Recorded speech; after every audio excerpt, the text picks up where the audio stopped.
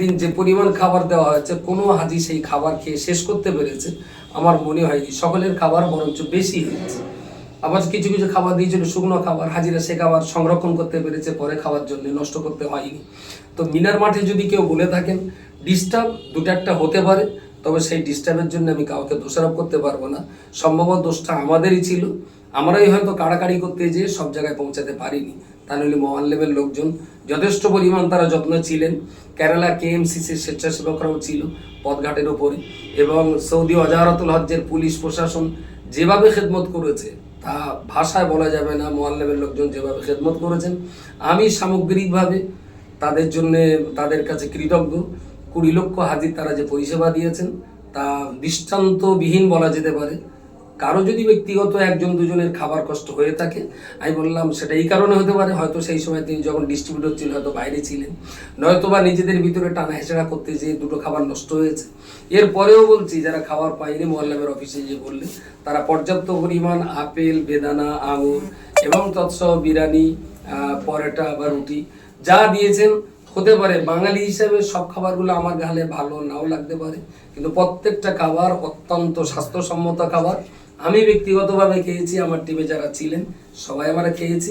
দু একজন মানুষের ঠিক গালে পছন্দ হয়নি। আসলে ভারতবর্ষের এতগুলো রাজ্যের এক এক রাজ্যের এক এক রকমের খাওয়া দাওয়া, তো প্রত্যেক রাজ্য ওয়াইজ আলাদা আলাদা করে খাওয়া দাওয়া তো সম্ভবপর নয়। সাউথ ইন্ডিয়ান মানুষ যে খাবার খেতে পছন্দ করেন, আমরা বাঙালি আবার সেই খাবার আমাদের পছন্দ না। আর আমাদের যেটা পছন্দ হয় সেটা আবার কর্ণাটক, তামিলনাড়ু, কেরালার মানুষদের পছন্দ নয়। তো এটা এটা সামান্য কিছু হতে পারে, এটা আমি অস্বীকার করব না, কিন্তু ক্ষুধা নিবারণের মতন খাবার কেউ খেতে পারিনি।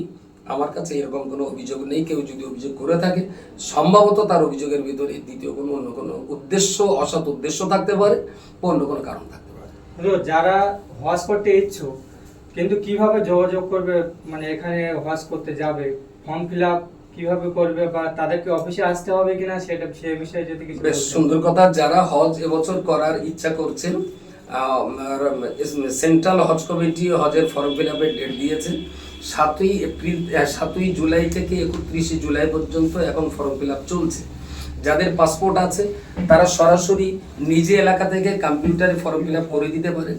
তবে এই জায়গাটা একটা মুশকিল হয়ে যায় যে 5 জনকে একসঙ্গে করে ফর্মটা ফিল আপ করলে তাহলে ভালো হবে। যার সেই একে একে ফর্ম ফিল আপ করলে একজনে একটা গ্রুপ হয়ে গেল, তাহলে মক্কা মদিনা যখন ঘর দেওয়া হবে তখন ওনাকে দেওয়া হবে, আর এইরকম এক একজন করে আরো যারা 4 জন ফর্ম ফিল আপ করেছিলেন তাদেরকে ওনার সঙ্গী করে দেওয়া হবে। তো একই সঙ্গে যদি এক ঘরে আমার থাকতে হয়, সেখানে যদি আমার পরিচিত, আমার প্রিয়জন, কাছের লোক থাকে, হয়তো দেখা যাচ্ছে আমি এখানে গেলাম, আমি একা একা ফর্ম ফিল আপ করলাম, আমার ঘরে আর 4 জনকে দেওয়া হলো, তাদের সঙ্গে আমার ভাষার ঘর মিল হচ্ছে। তো সেই জন্যে ফর্ম ফিল আপ করার আগে 5 জনের গ্রুপিং করে নেওয়াটা খুবই গুরুত্বপূর্ণ। এবং এটা যদি তিনি করতে না পারেন তাহলে সরাসরি রাজ্য হজ কমিটিতে যে বলা, তাহলে সেই এলাকার আরও যারা একজন একজন করবেন তারা একটু কোঅপারেট করে দেবেন, ওই এলাকার 5 জন মিলে একটা গ্রুপ তৈরি হয়ে যাবে। যদি তিনি ততদিন না দিতে পারেন, ব্যক্তিগতভাবে যদি আমাকে ফোন করেন আমি চেষ্টা করব, বা তোমাদের সবাইকে আমি বলে দেবো, তোমরাও ইচ্ছা করলে এরম যাচ্ছি এলাকা এলাকা হাজিদেরকে তোমরা সহযোগিতা করতে পারবে, বা বিভিন্ন এলাকা হাজিদের জন্য যারা কাজ করেন তাদের বললে তারাও করে দিতে পারবে।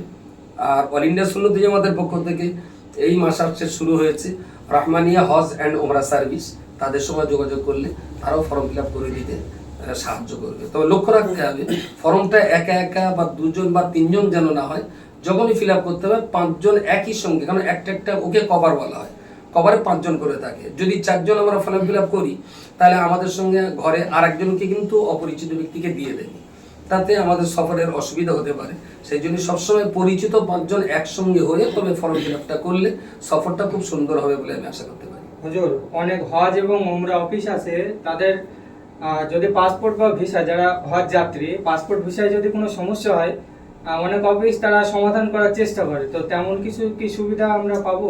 আমি বলছি পাসপোর্টের ব্যাপারে কোনো অফিসে কোথাও করতে হবে না, শুধুমাত্র পাসপোর্টের ফর্ম ফিল আপটা করে তারা সরাসরি হয় আমাকে বলুক, আমি তাদের স্টেট হজ কমিটির সঙ্গে যোগাযোগ করে দিচ্ছি, না হলে তিনি সরাসরি স্টেট হজ কমিটি আমাদের বম্বে, আমাদের কলকাতায় মদিনাতুল হুজ্জাজে আমাদের নাকি সাহেব আছেন, ওখানে আমাদের ইকবাল নায়েক সাহেব আছেন, আইব সাহেব আছেন, ওনারা এদের খেদমত করার জন্য দিন রাত তৈরি আছেন। সেখানে যে কথা বললে তারা পাসপোর্ট অফিসের সঙ্গে বাকি যোগাযোগটা তারা করে নেবে। ধরুন একজন হাজি হজে যাবেন, পাসপোর্ট ফর্ম ফিল আপ করেছেন, কিন্তু তার এখনো আইবি চেকিং হয়নি বা পাসপোর্ট এখনো পাননি, তার ওই রিসিভ কপিটা নিয়ে তিনি যদি আমাকে দেন, আমি স্টেট হজ কমিটির সঙ্গে যোগাযোগ করিয়ে দেবো। বা তিনি যদি সরাসরি যান স্টেট হজ কমিটিতে, তাহলে স্টেট হজ কমিটি পাসপোর্ট অফিসের সঙ্গে যোগাযোগ করে এনার আইবি চেকিংটা যাতে তাড়াতাড়ি হয়, পাসপোর্টটা যাতে 2-4 দিনের ভিতরে পেয়ে যায়, এ ব্যাপারে হজ কমিটি সহযোগিতা করবে। তাহলে টোটাল প্যাকেজটা আমরা কত হলে, আমরা মানে দর্শক জানতে চাইবে অবশ্যই টোটাল প্যাকেজটা তাহলে কত পড়ছে? ধরুন এবার 2025-এ আমরা যারা গিয়েছিলাম তারা জানি 3,58,000 সরকারিভাবে দিতে হয়েছে। এই 3,58,000 আমার বিমানের খরচ, এবার জেদ্দা থেকে মক্কা, মক্কা থেকে মিনা, মিনা থেকে আরাফা, তারপরে আবার মক্কা থেকে মিনা থেকে মক্কা, ওখান থেকে আবার আজিজিয়া, সেখান থেকে মদিনা। এক কথায় যেটা আমরা বাস সার্ভিস বলি বা রোড সার্ভিস বলি, এই সার্ভিস খরচ, বিমান খরচ এবং মক্কা মদিনার হোটেল খরচ, মিনা মুজদালিফার মিনা বা আরাফাতের এই সমস্ত তাবু খরচা, মোয়াল্লা খরচা, এই যাবতীয় খরচা গভর্নমেন্ট নিয়ে নিয়েছে, একসঙ্গে নিয়ে নিয়েছে 3,58,000। বাকি খরচ রইল আপনার খাওয়া খরচ আর আপনার কোরবানি, আপনার ব্যক্তিগত প্রয়োজনীয় কিছু কেনাকাটা, যেমন খেজুর, টুপি, তসবি, হাদিয়া হিসেবে যেগুলো নিয়ে আসা হয় ওখান থেকে, এই ধরনের যে খরচ খরচাটা সেটা আপনার উপরে থাকে। তো দুটো কোরবানি, একটা কোরবানি আর একটা দম, এই দুটোর জন্য হয়তো কম বেশি ইন্ডিয়ান টাকা 30,000 টাকা হয়ে যাবে। আর খাওয়ার জন্য হয়তো বাকি 30,000 টাকা হলে আপনি ওখানকার কোনো বাঙালি হোটেলে খান বা অন্য কোনো হোটেলে আপনি বরাত দিয়ে দেন বা কোনো মেসে আপনি বরাত দিয়ে দেন, তারা সময় মতো আপনার হোটেলে ভাত দিয়ে যাবে বা আপনি সেখানে যে খেয়ে আসবেন। বা অনেক সময় আমাদের দেশের অনেক হাজিদের জন্য যারা কাজ করেন, ওরা 100-150 হাজির দায়িত্ব নিয়ে এক জায়গায় রান্না বান্না করে হোটেলে ওদের খানাটা পৌঁছে দেয়, এইভাবে দিয়ে দেওয়া যেতে পারে। তো গত বছর যা ছিল এবারেও যদি তাই থাকে, তা ধরে নেন 3,58,000, আর সেই সঙ্গে এই 30-60,000 টাকা কম বেশি, আমি যেটা খরচ বলি 60,000, এটা বরঞ্চ বেশি, তাহলে আর কোনো রকমের অভাব থাকবে না। এইগুলো মোটামুটি হজের খরচ করছে। এবার কেনাকাটাটা হাজি সাহেবের নিজস্ব ইচ্ছার উপরে নির্ভর করে। 2026-এ যারা হজে যাবে, বিশেষ করে বাঙালি মুসলিমদের জন্য কি বলবে? বাঙালি মুসলিম যারা আছেন তাদের আমি এটা বলবো, সম্ভবত বাঙালি মুসলমানদের অর্থশালী ব্যক্তি যারা, তারা হজের ব্যাপারে ঠিক উৎসাহিত নন এবং এরকম একটা ধারণা রয়েছে যে একটু বুড়ো হলে হজটা ভালো হয়। তো আমি সেটা বারবার বলছি, হজ বুড়ো বয়সের ইবাদত নয়, হজ হলো জওয়ান বয়সের ইবাদত। যত অল্প বয়সে বান্দা হজ করতে যেতে পারবেন, ততই তিনি হজটাকে সুসম্পন্ন করতে পারবেন ভালোভাবে, এবং তিনি হজ করে এসে আবার অন্যান্য মানুষদের হজের জন্য উৎসাহিত করতে পারবেন।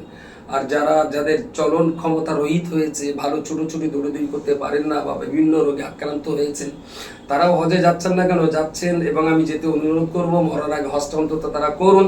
কিন্তু হজের যে রুহানি স্বাদ আর মজা, দৈহিক দুর্বলতা, রোগে আক্রান্ত হওয়ার কারণে তারা হজ পরিপূর্ণভাবে সব কাজটা নিজের মন মতো করে করতে পারেন না। এই জন্য বাঙালি হাজিদের কাছে আমার সবচেয়ে বড় দাবি, যাদের আল্লাহ অর্থ দিয়েছেন, যত অল্প বয়সে আপনি হজে যাবেন, তত সুন্দরভাবে হজের কাজ আপনি সুসম্পন্ন করতে পারবেন। ঠিক আছে।